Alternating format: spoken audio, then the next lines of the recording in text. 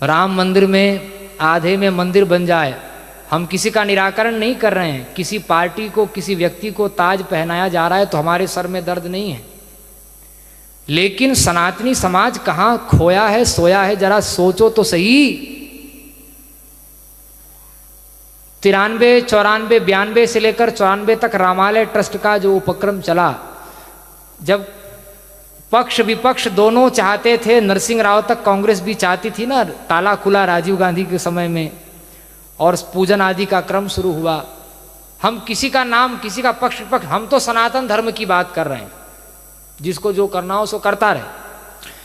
जब आप भी चाहते थे, जिस समय आप पक्ष में थे, जिस समय आप विपक्ष में थे, जब दोनों लोग चाहते थे, नरसिंह राव ने रामालय ट्रस्ट बनाई और कहा कि बाहर से कहा कि मंदिर बनाना है, अंदर से गुरुदेव को कहा कि आधा आधा हो जाए मंदिर मस्जिद। तो क्या है, मैं किसी का नाम नहीं लूंगा, जिन जिन का अधिकार था अन्य अन्य जगह में, सभी त्रिपुंडधारी ऊर्ध्वपुंडधारी महात्माओं ने, मेरे लिए सब पूज्य हैं, मैं तो उन महात्माओं के चरण की धूल भी नहीं हूं, लेकिन जो तथ्य की बात है वो तो इतिहास किसी को बख्शता नहीं है, ध्यान देना। इतिहास निरावरण होता है। बड़े बड़े महात्माओं ने कह दिया बाहर से कि मंदिर ही बनेगा, अंदर से गुरुदेव ने पूछा खुल के बताओ मंदिर मस्जिद की बात होगी तो अगर जिस दिन मस्जिद की बात आई उस दिन सरकार गिराने के लिए सबसे पहला प्रचार फिर मैं करूंगा, गुरुदेव ने कहा। सबने हस्ताक्षर किया, केवल और केवल पुरी के शंकराचार्य जी ने कहा कि आधे में मंदिर आधे में मस्जिद, ये काला बाजारी नहीं चलेगी, बनेगा तो भगवान का मंदिर बनेगा। एक दुष्ट आतंकवादी धर्मद्रोही को पुरी का शंकराचार्य बनाकर फिर घुमाया। उस समय धर्म सत्ता के, राजनीतिक सत्ता के ठेकेदारों ने घुमाया, उसको पोषण दिया, आज भी पोषण दिया जा रहा है, लेकिन उसी से सबका विनाश होगा, ये भी ध्यान रखिए। कोई ना कोई तो निमित्त चाहिए।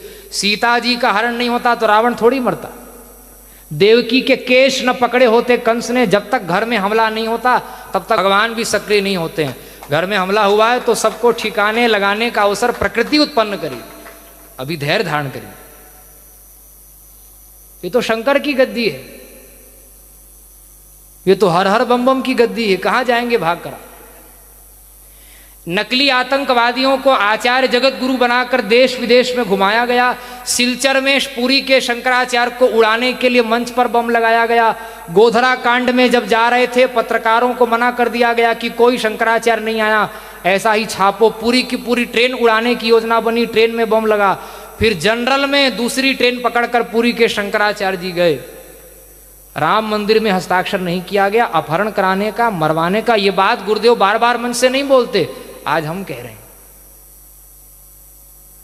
जितना एक सामान्य से सामान्य साधु पर अत्याचार हो सकता है, इन 30 वर्षों में कई राज्य की और केंद्र की सरकारों ने, और कोई पार्टी आज देश में राष्ट्रीय स्तर की ऐसी नहीं जिसने यह अत्याचार न किया।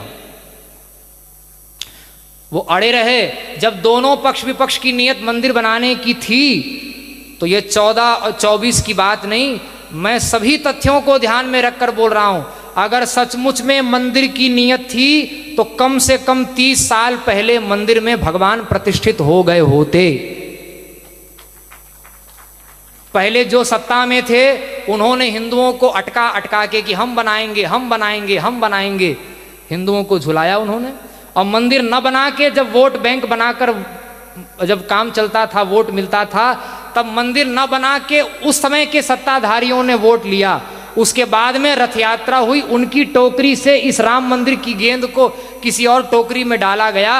और बुरा न मानो, होली है, सत्य तो कड़वा होता है, लेकिन मैं अपनत्व पूर्वक कह रहा हूं, अगर नियत होती तो दोनों के सामंजस्य से 30 साल पहले मंदिर बन जाता। 30 साल का विलंब हुआ है, 500 साल का कलंक नहीं मिटा। लाखों नागा मिटे हैं, लाखों सन्यासी, लाखों त्रिपुंड और ऊर्ध्वपुंडधारी मिटे हैं, उनका नाम लेने वाला कोई माई का लाल आज नहीं रह गया।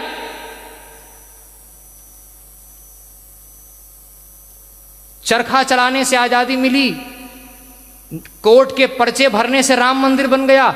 30 साल पहले राम मंदिर बन गया होता अगर उसका राजनीतिकरण नहीं किया गया होता। उस समय जो सत्ता में थे आज जो सत्ता में हैं, दोनों ने जब अटका करके मंदिर को वोट मिल सकता था तब अटका के वोट लिया, और जब देख लिया 14 से 17 तक कि अब पुलवामा अटैक हुआ, उसके बाद अकल आई, अपना सच्चा वोट बैंक पहचान लिया कि अब तो सरकार 50-50 में 19 में ही आने की बात हो गई थी।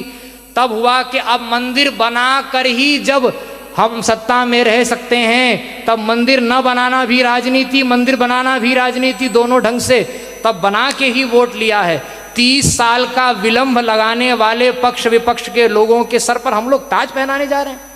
और जिन्होंने हस्ताक्षर किया उस समय सरकार की कोई सुरक्षा नहीं, कोई रेल का रिजर्वेशन नहीं, कोई सुविधा नहीं। जिस धर्माचार्य ने अपहरण मारने की धमकी, फोन कॉल और एक नकली धर्माचार्य बना करके आतंकवादी जिसको 100 बार फांसी दी जाए तो कम है। विवेकी का दायित्व अधिक होता है। आतंकवादी हर समय में होते हैं। आतंकवादी को नियंत्रित न करने वाला राजा सबसे पहले दंड का अधिकारी होता है। उसको दंड कौन देगा?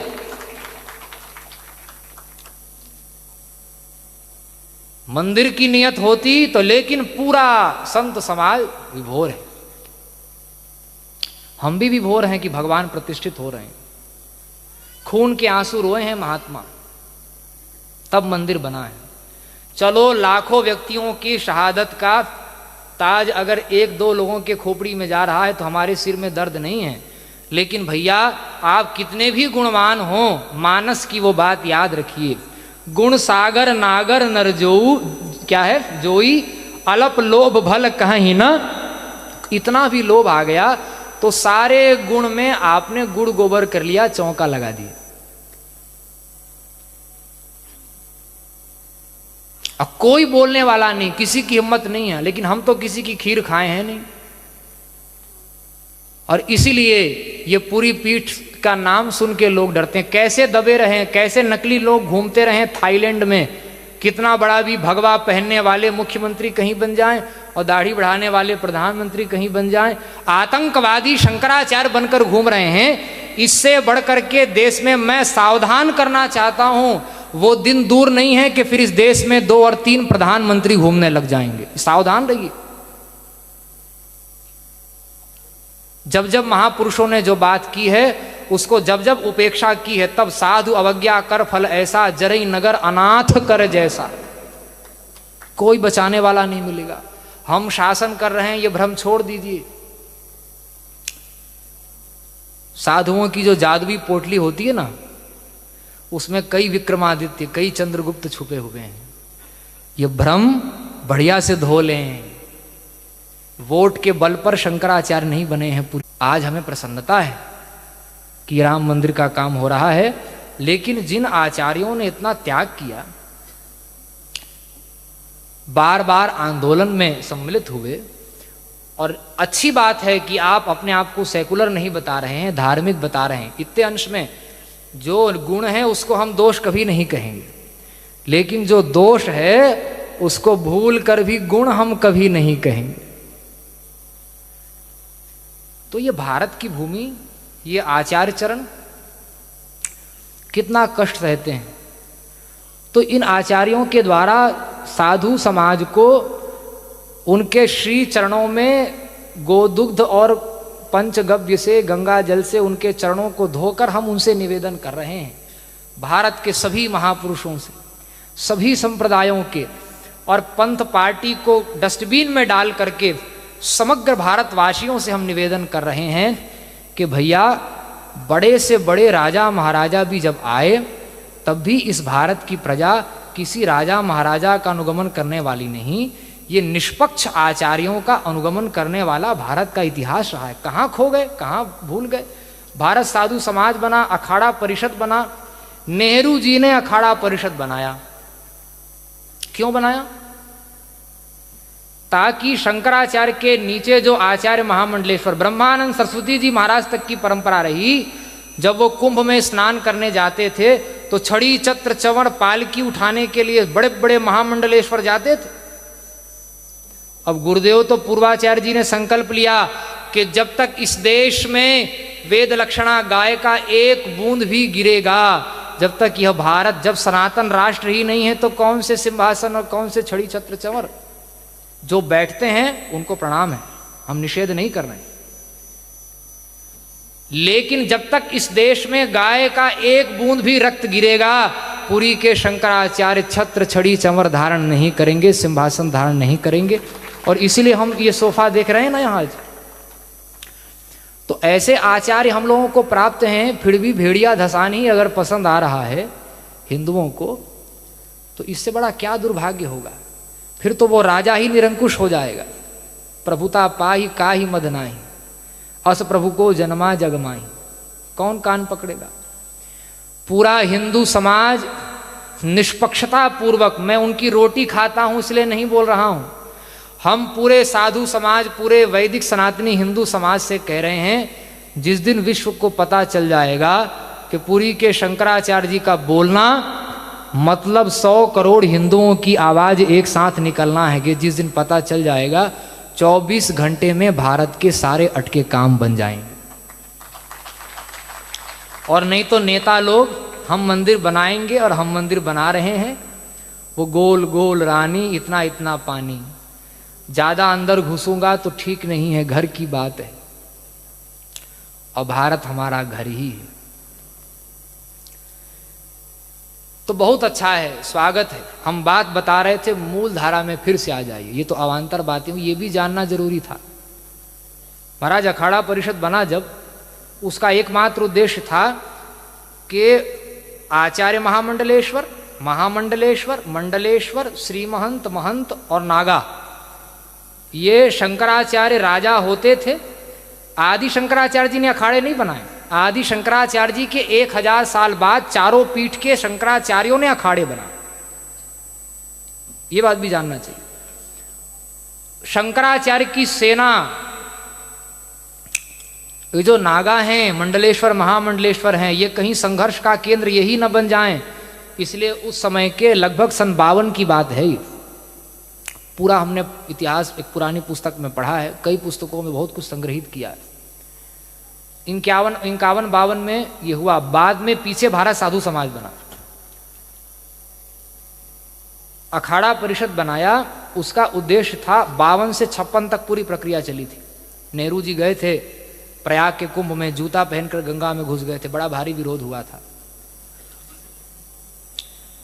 तो अखाड़ा परिषद बनाया ताकि शंकराचार्यों की सेना डाइवर्ट हो करके सरकारी सेना बन जाए। 13 अखाड़ों में से एक अध्यक्ष बना लिया जाए, और सारे मंडलेश्वर फिर उन्हीं का आदेश पालन करेंगे, शंकराचार्य का आदेश पालन नहीं करेंगे। हमारी परंपरा प्राप्त व्यासपीठ को दुर्बल बनाने के लिए यह परिषद बना।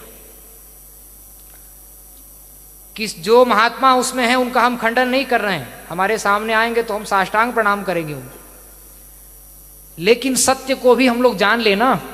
साधु हैं तो किसी परिषद के नाम पर साधु थोड़ी हैं। अरे हमारे गुरु महाराज ने भेज दिया इसलिए साधु हैं। अब किसी नेता ने जो अखाड़ा बनाया उसकी क्या औकात है, उसके बल पर हम साधु हैं क्या? अपनी साधुता से, अपनी परंपरा से साधु हैं। तो नारायण, ये काम हुआ कि नहीं हुआ था? शंकराचार्य की परंपरा प्राप्त जो स्थिति थी, वो परंपरा प्राप्त आचार्यों को दुर्बल बनाया गया। परंपरा प्राप्त जो आचार्य रह गए उनको भी इधर उधर पक्ष विपक्ष में किसी न किसी पार्टी में खींच करके उनको पूरा रंग में रंगने का, ये सब बहुत बड़ा इतिहास है, वो सब कहने की बात नहीं है। ये सब बातें अवान्तर हो गई। लेकिन जब तक पूरा हिंदू समाज निष्पक्ष और केवल शास्त्र का पक्ष लेने वाले आचार्य के साथ जब तक हिंदू समाज खड़ा नहीं होगा, तब तक वही होगा। अब 25 किलोमीटर दूर भारत की सबसे बड़ी मस्जिद बनने वाली है। लोगों को बड़ा आश्चर्य, आप लोगों को पता होना चाहिए, भारत में पहले से ही एशिया की सबसे बड़ी मस्जिद है।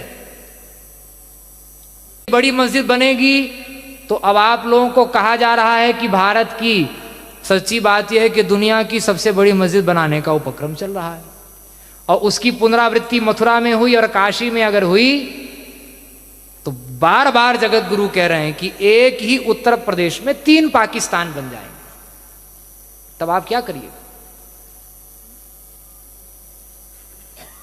इसलिए जो आपको उचित लगे वो अवश्य करें, लेकिन हमको अगर 100% कहीं खड़ा होना हो तो किसी संघ, किसी संगठन, किसी पार्टी का पक्ष न लेते हुए साधु समाज, हिंदू समाज, इस समय में तो कम से कम पुरी के आचार्य चरण ऐसे प्राप्त हैं जो निष्पक्षता से धर्म के लिए बोल रहे हैं। अपना रक्त देने के लिए भी हमको उनके पीछे तैयार रहना चाहिए, भटकाने वालों के पीछे नहीं। उनके हाथ में मीडिया, उनके हाथ में सब कुछ है, वो तो सच्चाई आप तक पहुंचने नहीं देंगे, आप खाली सर हिलाते रह जाएंगे। तो वेद के बारे में कह रहे थे रावत जी